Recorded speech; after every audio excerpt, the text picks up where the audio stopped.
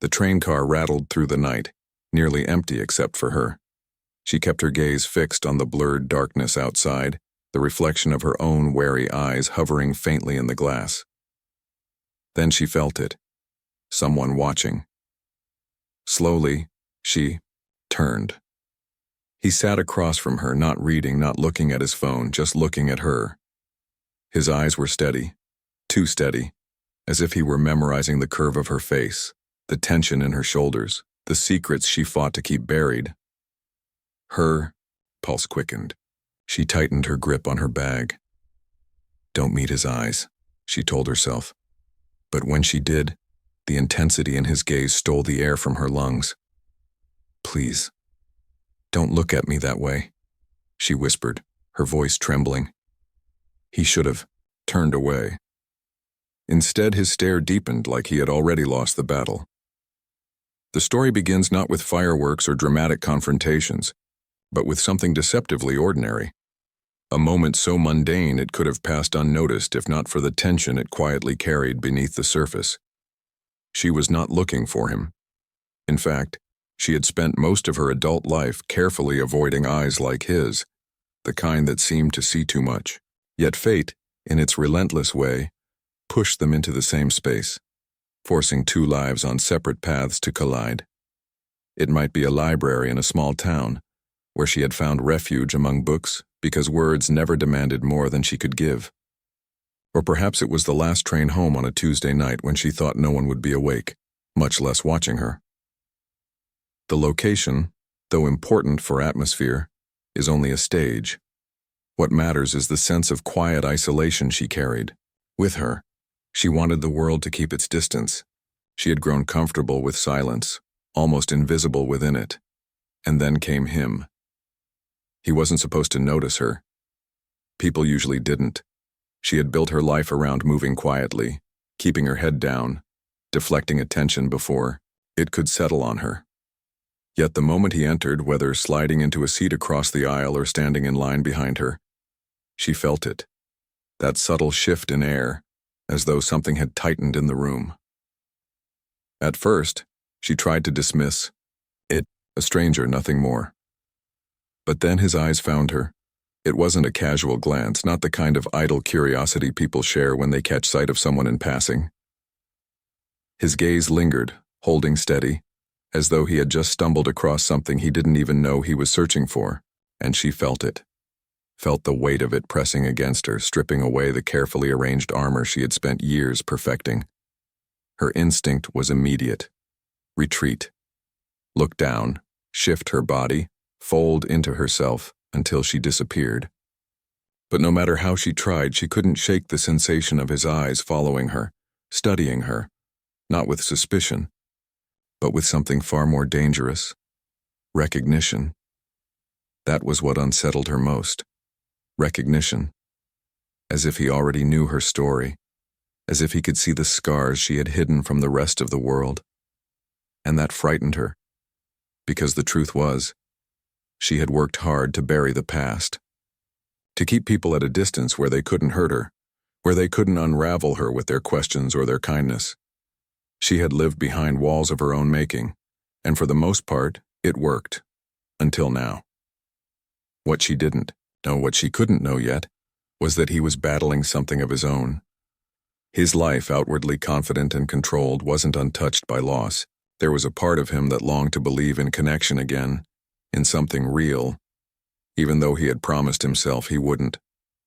When his eyes found hers, something inside him cracked. He should have looked away, should have buried the impulse before it grew, but he didn't. He couldn't. And so, the stage was set. Two people bound by invisible threads, neither ready for what was coming yet unable to stop it. The suspense of this first meeting doesn't come from loud action, but from silence, the sharp edge of awareness that passes between them, charged and fragile. She feels exposed and he feels compelled. Every second stretches longer than it should, and in that quiet tension, the reader begins to sense what she herself cannot yet admit. This moment, this glance, is not something either of them will walk away from unchanged. It's the ordinariness of the encounter that makes it powerful. A train car, a library, a grocery store aisle. Nothing cinematic, nothing staged, and yet the air is heavy with the weight of something more. Destiny, longing, fear, hope, all tangled together in a single look that neither of them can escape. She whispers the words that will define their story later. Please, don't look at me that way. But in part one, the whisper lives only in her heart, unspoken, trembling, waiting.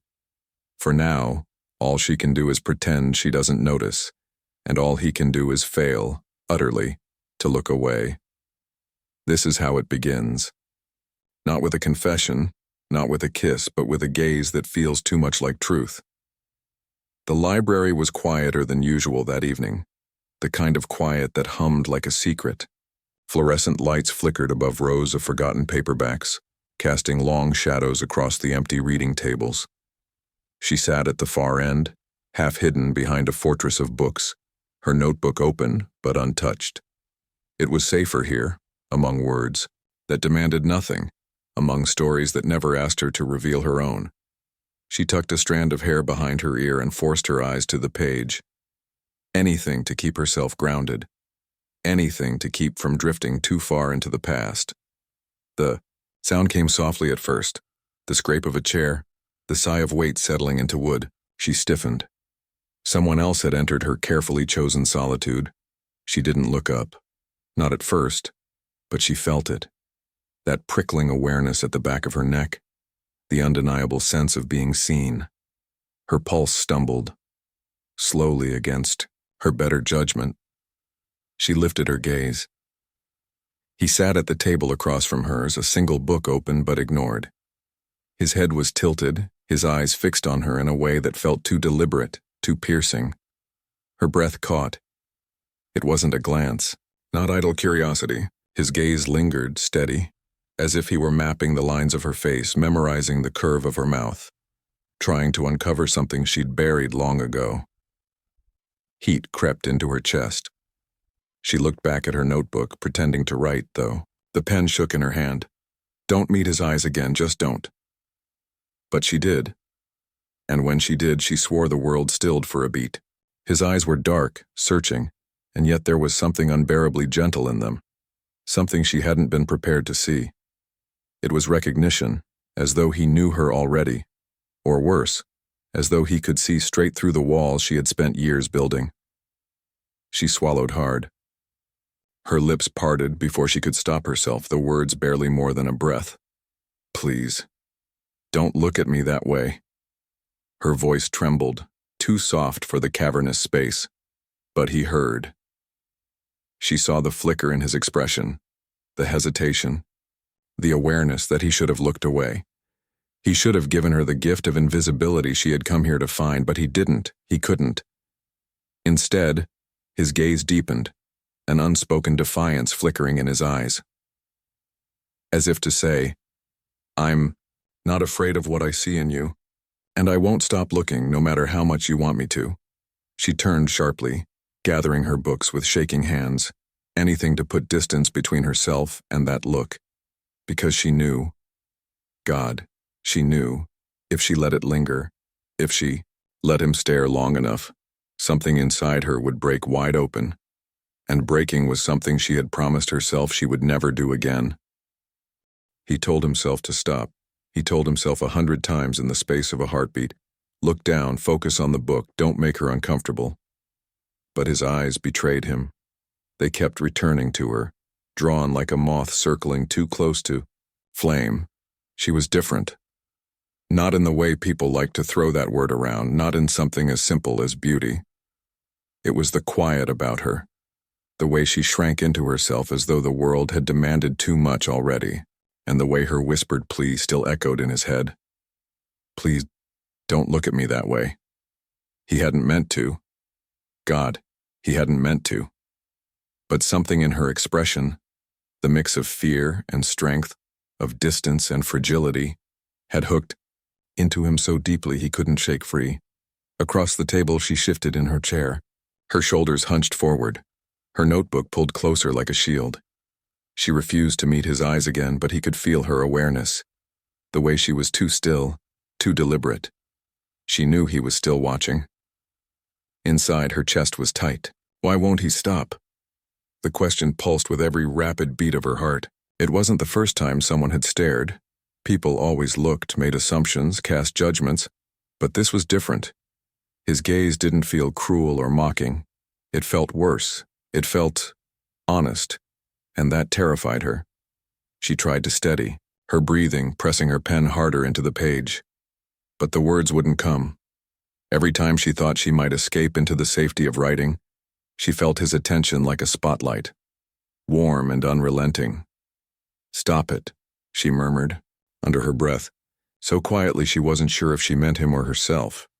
He almost rose then, almost forced himself to leave the table, to break whatever fragile thread had tied him to this stranger in the middle of a library. But his legs wouldn't move. Something about the plea in her voice, the way it cracked around the edges, held him frozen. He leaned back in his chair, running a hand over his jaw, trying to mask the conflict storming inside him. He wasn't supposed to feel this. Not here. Not with her. And yet, how could he not? When he finally spoke, his voice was low, careful, as though any louder might shatter the brittle air between them. "I'm sorry." Her pen slipped from her fingers. Slowly, reluctantly, she looked up. Their eyes met again, and the intensity was back, softer now but no less dangerous. For a moment, neither of them breathed. He searched her face, waiting for her to push him away again, to retreat into silence. But she didn't. Instead, something flickered across her expression, hesitation, fear, and just beneath it, something she didn't want to admit, the tiniest spark of longing. Her chest rose and fell quickly. She wanted to tell him to stop again, to leave her alone. She wanted to build her walls higher, make herself untouchable, but the words caught in her throat, because in that single look he wasn't judging her. He wasn't dissecting her. He was seeing her, and that was more dangerous than anything else. The silence stretched, taut and fragile, until she finally tore, her gaze away, pushing her notebook shut with a sharp snap. She gathered her things in clumsy movements, desperate to escape before the crack in her defenses widened any further. But even as she rose from her chair, even as she turned her back, to him, she felt it, his eyes still following, unwilling to let go, and inside him the battle raged on. He told himself it was nothing, that he should forget her, let her walk away. Yet some quiet, stubborn part of him refused. He had already lost the fight to look away, and deep down, he knew this wasn't the last time their paths would cross. She walked quickly, almost too quickly, out of the library doors, the night air rushing cool against her face. Her bag strap dug into her shoulder, her books pressed hard against her chest like a shield she didn't dare set down. Her pulse was still erratic, the echo of his eyes refusing to fade no matter how far she put between them. By the time she reached her apartment, she was exhausted, not from the walk, but from the effort of holding herself together. She flicked on the light, dropped her things on the counter, and sank into the nearest chair. For a long moment, she just sat there, staring at nothing, her hands trembling slightly in her lap. Why did he look at me like that? It wasn't the first time someone had stared. She was used to sidelong glances, used to the way people sometimes studied her like she was a puzzle they could solve. Usually, she brushed it off. People saw what they wanted to see. Mystery, weakness, oddity. It didn't matter. They never saw her. Not really. But this was different. When he looked at her, it hadn't been idle curiosity or judgment. It had been something deeper, something that reached for her in ways she didn't want to be reached. And when she whispered for him not to, look, he hadn't laughed or turned away in annoyance. He had stayed. He had seen. She pressed her palms over her face as though she could rub the memory out of existence. No, she muttered into the silence. Not again. Not ever again. Her walls had saved her before, and she would not let them crumble now. Still, her mind betrayed her, unspooling fragments of memory she didn't invite. A man's voice, once soft and promising. A touch she had trusted. A goodbye that had left her hollow. She shoved the images back down, locking them behind the steel doors she had built long ago. But the lock rattled. The memory bled. She rose abruptly, needing to move, to do anything that would silence the ghosts. She busied herself with small rituals, boiling water for tea she wouldn't drink, straightening stacks of papers, wiping down an already spotless counter. Control, she reminded herself. Order. If she could control the little things, the big, things would stay contained. And yet, in the middle of pouring water into a mug, she froze. His face appeared in her mind again. Those eyes, steady and searching, that simple word he had spoken after her whisper. Sorry. Sorry. It wasn't a word people used lightly, at least not when they meant it, and he had meant it. She felt it in the way his voice lowered, the way his expression softened, like he carried guilt for something that wasn't even his to carry. That was what unsettled her most of all.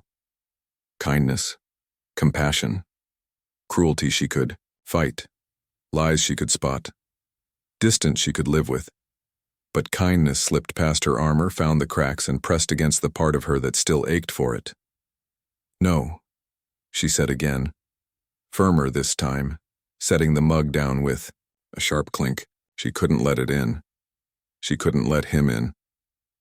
She turned off the light, retreating to her bedroom. The walls there felt safer, the shadows familiar. She slid beneath the blanket, pulling it up tight around her shoulders, as if fabric alone could keep the world out. But in the darkness, her thoughts refused to quiet. She replayed the scene again and again, torturing herself with it. His eyes on hers, her whispered plea, his refusal to look away. And worse, the way, for a split second, she hadn't wanted him to. That weakness frightened her most of all, because if she let that single spark grow, if she allowed even one brick of her wall to fall, the rest would follow, and she knew what waited on the other side of collapse. Pain, loss, the kind of devastation she had sworn she would never survive again. She rolled onto her side, pressing her face into the pillow, willing sleep to come. Tomorrow she would bury it. Tomorrow she would pretend none of it had happened. But tonight, alone in the dark, she couldn't shake the truth she refused to admit out loud. His eyes had found her, and no matter how high she built her walls, part of her feared he already held the key. The morning sun poured into the small cafe, warming the polished wood tables and catching in the steam rising from ceramic cups. She hadn't meant to stop there. She never did. But the restless night had left her drained, and the thought of strong coffee had pulled her inside before she could talk herself out of it. The bell above the door jingled as she entered, and for a brief, blissful moment, the world felt normal. Just chatter, the hiss of the espresso machine, the comfort of anonymity. She ordered quickly, hoping to slip unnoticed into a corner seat where she could disappear behind her mug. And then she heard it, a low laugh, familiar, too familiar. Her chest tightened. She turned her head just slightly, praying she was wrong. She wasn't. He was there, sitting at a table near the window, a book open in front of him. Though, just as in the library, he didn't seem to be reading. He lifted his head at the sound of the bell, and their eyes collided before she could duck away. For a heartbeat, everything stilled. She froze where she stood. Coffee order slip crumpled in her fist.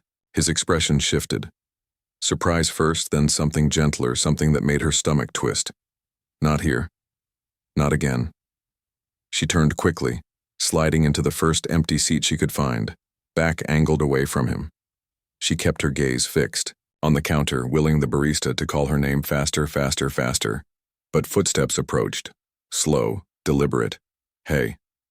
The word was soft, cautious. He hadn't come too close, he gave her space, but still his presence was undeniable.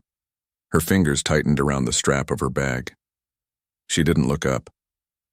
Please, she murmured. The same word as before, though quieter now. Don't. There was a pause, heavy with what he might say. But he didn't leave. Instead, he shifted, leaning just enough to speak without crowding her. I wasn't following you. he said, as if he sensed her suspicion. I just come here a lot. She swallowed hard, still staring at the counter. Her coffee was ready. She could hear the cup hit the surface, but she couldn't bring herself to move. I'm not trying to bother you, he added after a moment. His voice was careful, steady, like someone navigating a fragile line. But you left so fast the other night, I didn't want you to think. Think what? The words snapped out sharper than she intended, pulling her eyes to his against her will. He held her gaze, unflinching. That I was mocking you, or that I didn't mean it when I said I was sorry. Her throat tightened. She wanted to tell him it didn't matter, that his apology was wasted, that nothing about him mattered to her. But the truth pressed at the edges of her defenses, undeniable. She had cared. His stare had followed her all the way home, into her, dreams, into the restless churn of her thoughts. She broke eye contact, snatching her coffee cup when the barista called her name. The warmth burned against her palm, but it gave her something solid to hold. You don't have to explain yourself, she said flatly, rising to leave. I don't want this. But as she brushed past him, he spoke again. Quiet, almost pleading. Then why do you sound like you're trying to convince yourself? Her steps faltered. Just for a second. She didn't answer. Couldn't. She pushed through the door, the bell jingling in her wake, and stepped into the sunlight. The fresh air hit her lungs like a shock, but it didn't erase the truth of what he'd said, because he was right, and that terrified her more than anything. The rain started just after sunset. She hadn't planned on staying late at work, but the hours slipped by in the endless blur of numbers and files. By the time she stepped outside, the storm had already rolled in, sheets of rain drumming against the pavement, thunder growling low in the distance. She cursed under her breath, clutching her coat tighter. The bus stop was only a few blocks away. She could make it. Halfway there, soaked through despite the umbrella she'd fumbled open, she saw him. He was standing beneath the awning of a closed bookstore, hands shoved into his pockets, head tilted slightly as though lost in thought. The sight of him froze her mid-step. She should have kept walking, should have blended into the shadows, but his head lifted at the sound of her approach. Their eyes met, and it was too late. He moved toward her. Wait, he said, his voice raised above the rain. Don't walk. Away again. Her pulse hammered. She shook her head, quickening her pace. You don't get to ask me that. He caught up, not blocking her path, but keeping pace beside her. Then tell me why.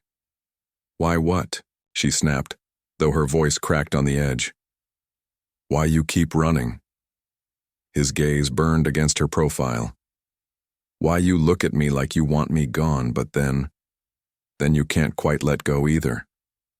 She stopped so suddenly the rain slapped against her face in a cold rush. She turned on him, eyes flashing. You think you know me? Her words came fast, sharp, jagged with the force of years she had kept sealed inside. You look at me with those eyes like you've already figured me out, like you see something worth saving. But you don't. You don't know what I've lost, what I've survived, what it cost me just to keep breathing some days.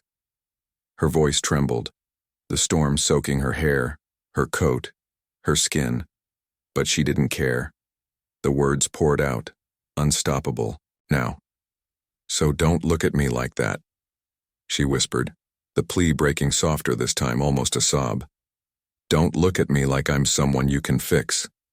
Because I'm not. I'm not. For a moment, silence stretched between them, broken only by the relentless hiss of the rain. He stood there staring at her, water dripping from his hair, his jacket plastered to his frame. When he finally spoke, his voice was quiet, raw. I don't want to fix you. She blinked, stunned. I don't want to save you, he continued, taking a step closer, his eyes never leaving hers. I want to see you. Even the parts you think are broken. Especially those. Because when you say you're nothing worth looking at, I don't believe you. I can't. Not when... His words faltered, but he pushed through. Not when my chest feels like it's caving in every time you walk away. Her throat tightened, tears hot against the cold rain. She wanted to scream at him to stop, to shut up, to leave her alone. But the truth lodged like a blade. Part of her wanted to believe him. "Don't," she whispered, her voice breaking. "Don't do this to me. I can't help it." His confession fell heavy between them. "I've already lost the fight." The storm raged on around them, but neither moved. She stood trembling, torn between flight and the unfamiliar ache of wanting to stay. He stood unflinching, waiting, letting the rain and her silence decide what came next. And in that fragile, breathless moment, she knew something had changed. The wall she had spent years fortifying had cracked, and no amount of denial could undo it. The storm had eased by the time they ducked into the small bus shelter, their clothes still dripping, their breaths unsteady. The silence between them wasn't the safe kind. It was thick, taut, charged with everything unspoken. She hugged her, arms around herself, trying to hide the tremor in her hands, but she knew he'd noticed. He noticed everything. For a long moment, he said nothing. He just stood there, leaning against the cold metal frame, his gaze fixed on the wet pavement, as if he were assembling words too heavy to carry. Finally, he looked up. And once again, she wished he hadn't, because that look always unraveled her. "I need to say this," he began, his voice low, roughened by restraint. "Even if you don't want to hear it, even if you walk away right after, I need you to know." Her pulse quickened. She shook her head. "Don't." But he pressed on. "The first time I saw you, it wasn't just noticing someone across a room, it was like—" He broke off, exhaling sharply. "It was like my heart recognized you before I did, like I'd been waiting for you without knowing it, and when you whispered not to look at you that way, I tried, I swear I tried. But I couldn't." She shut her eyes, pressing her nails into her palms. "Stop." "I can't," he said, his tone firmer now. "I can't stop because it's not something I chose. It's not control or willpower or logic. It's you.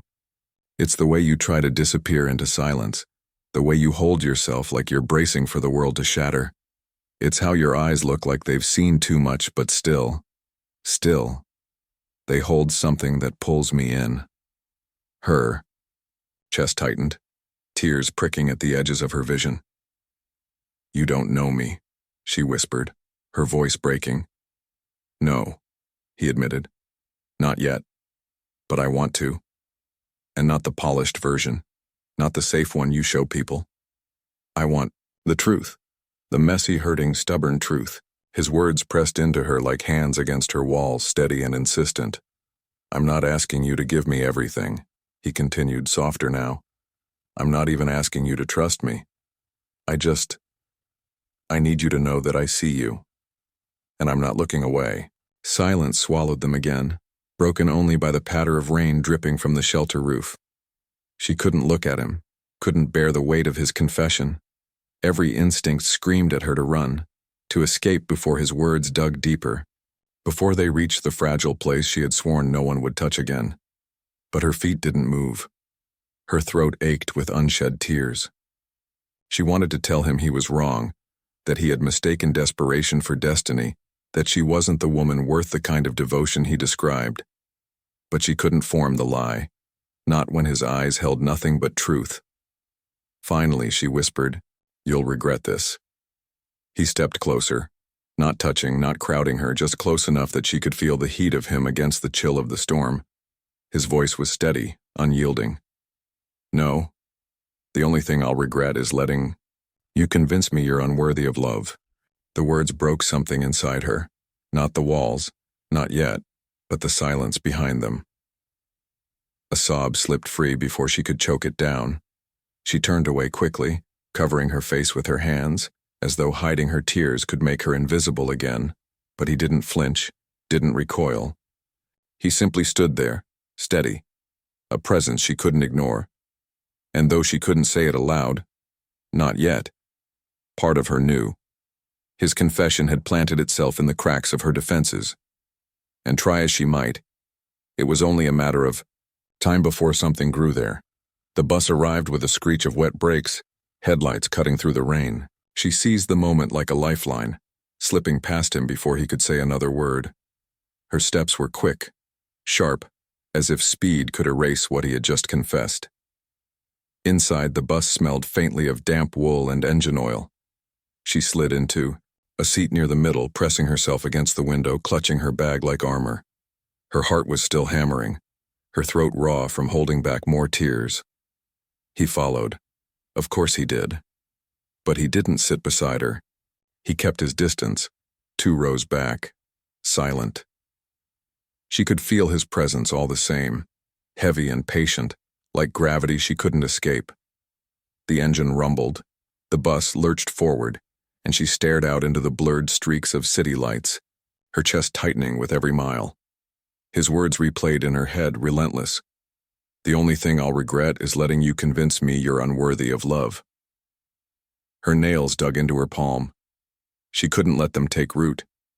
If she let his voice settle in her bones, she'd break, she'd believe, and belief was a dangerous, reckless thing. When her stop neared, she stood abruptly, pressing the button with trembling fingers. The hiss of the brakes filled the air. She moved quickly down the aisle, refusing to look back.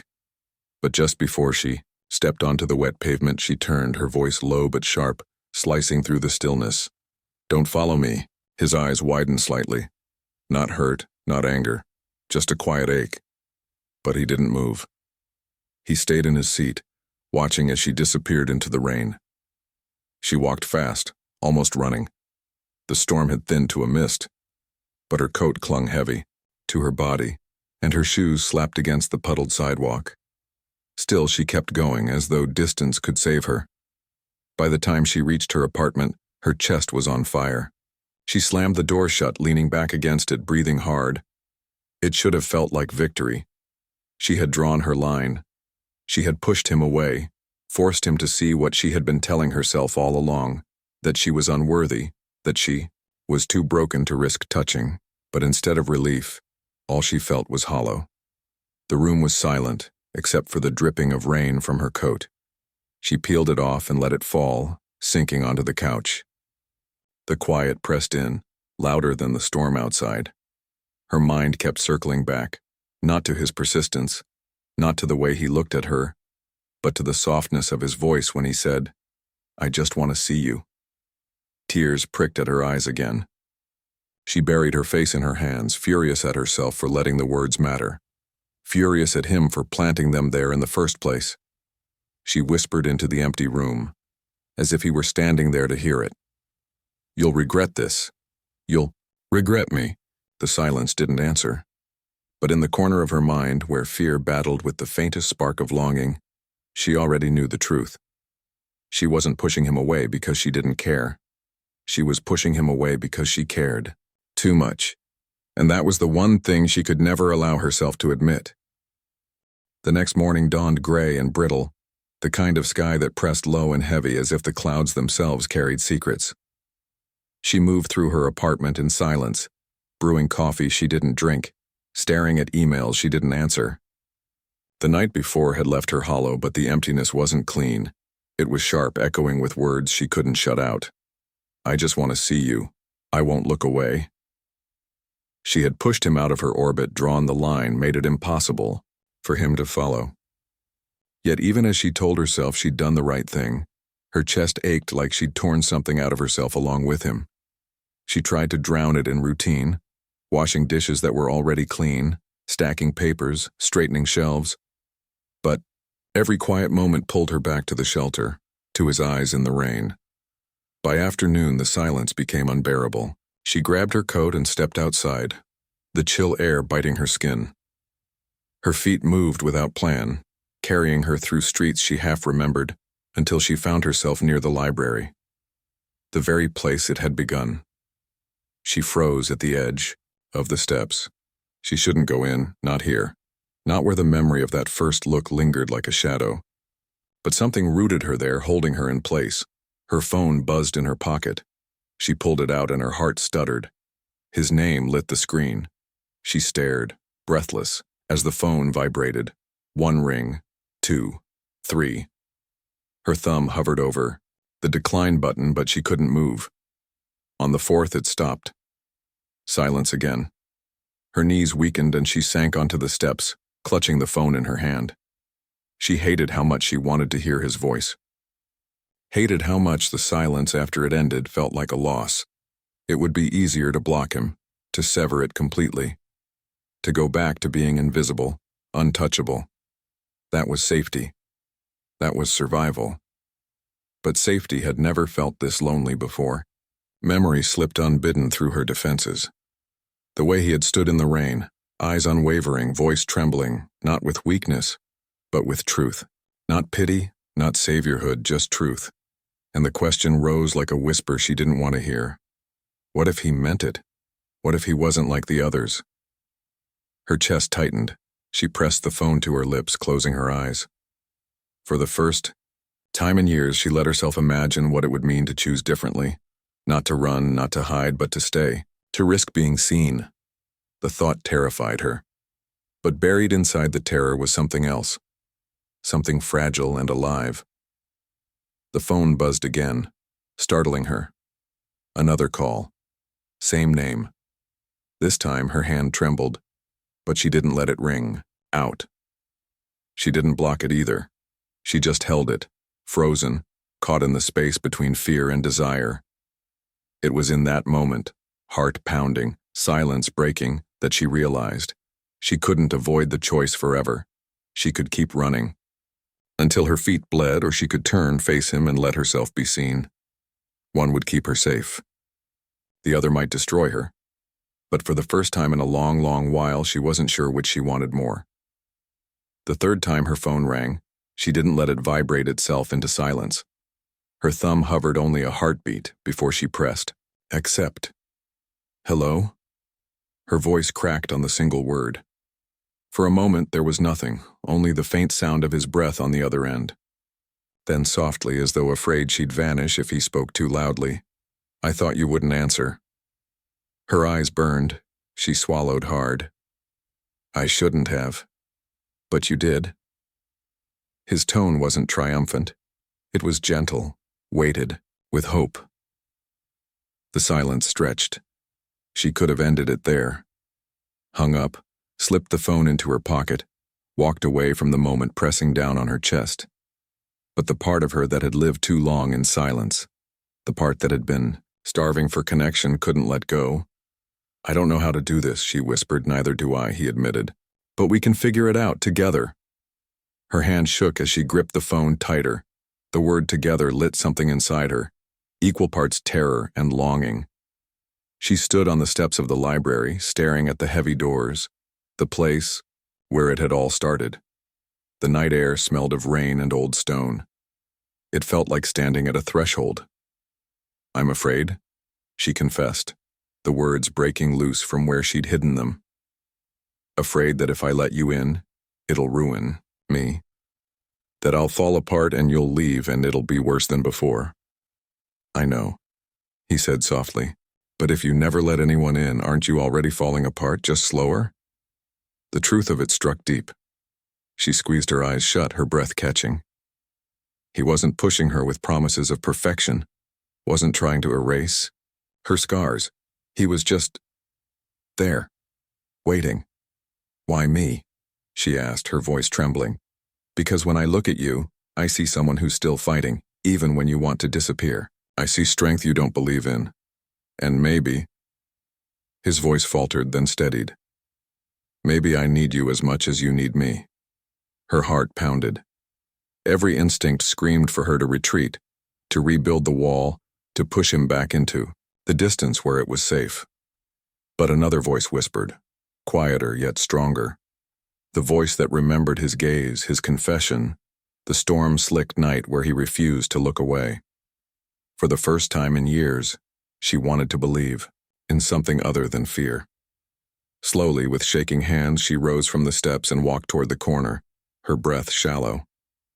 Where are you? She asked. There was a pause, then a rush of words on the other end. Near. Just tell me where to go. Her lips trembled. The library. Minutes stretched like hours. She stood there, hugging herself, her chest aching, with the weight of what she'd just done. But when he appeared at the end of the street, his eyes finding hers immediately in the dim light, she felt the world tilt. He didn't rush her. He didn't speak. He just walked closer, steady, patient, until he stopped a few feet away. His gaze held hers, open, unflinching, exactly as before. Tears slipped down her cheeks, and she whispered the words she had fought so hard to bury. "Please, don't look at me that way." But this time, when he didn't look away, she didn't turn. She didn't run. She let the gaze pierce her, unravel her, make her feel seen in a way that was terrifying and beautiful all at once. And then, with a trembling breath, she took a step toward him. Not safety, not certainty, but choice.